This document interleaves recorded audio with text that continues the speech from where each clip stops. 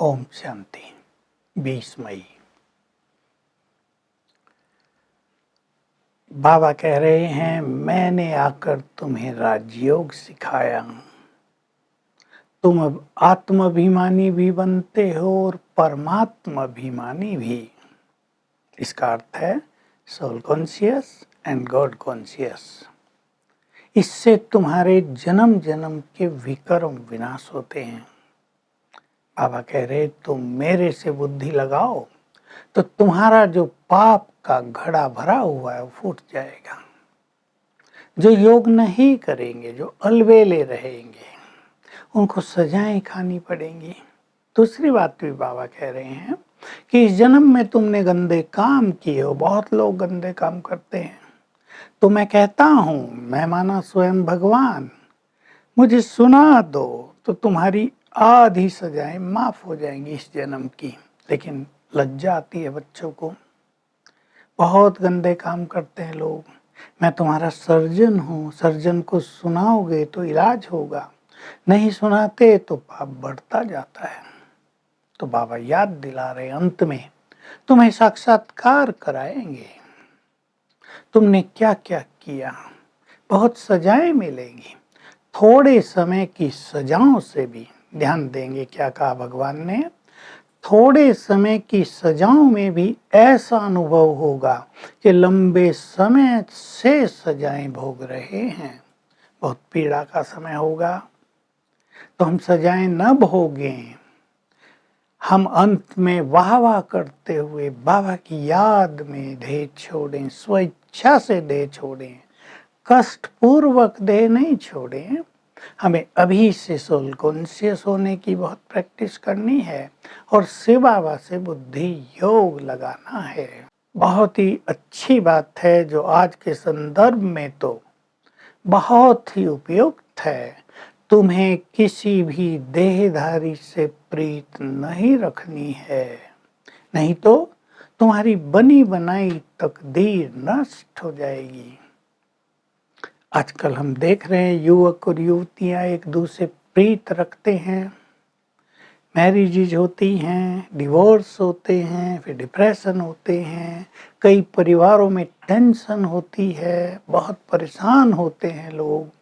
इस एक बात के कारण देहधारियों से अति प्रीत।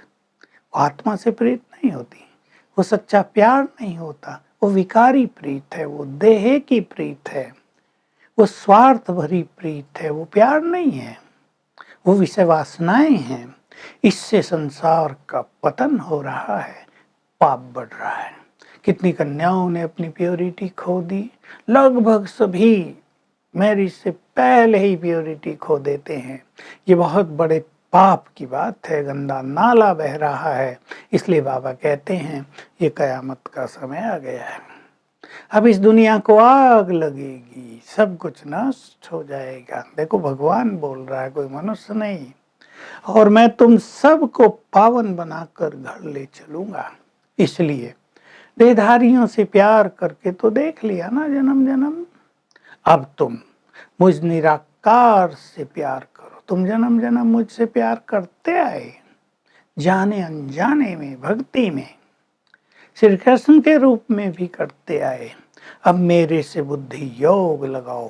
प्यार का स्वरूप है, बुद्धि उससे लगी रहे तो जन्म जन्म के जो गंदगी आत्मा में आ गई है वो निकल जाएगी, आत्मा स्वच्छ हो जाएगी, हम पावन हो जाएंगे, हमारी तकदीर महान बन जाएगी।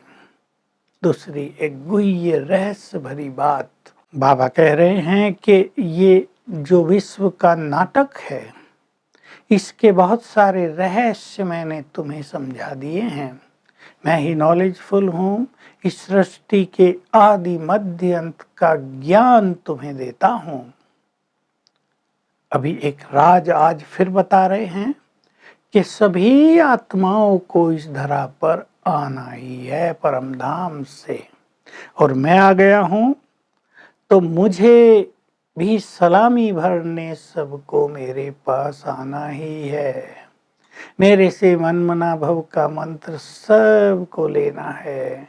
हाँ, स्वर्ग में जाने के लिए सब पुरुषार्थ नहीं करेंगे, लेकिन मुक्ति में जाने के लिए एक बार उन्हें मन मना भव होना ही होगा।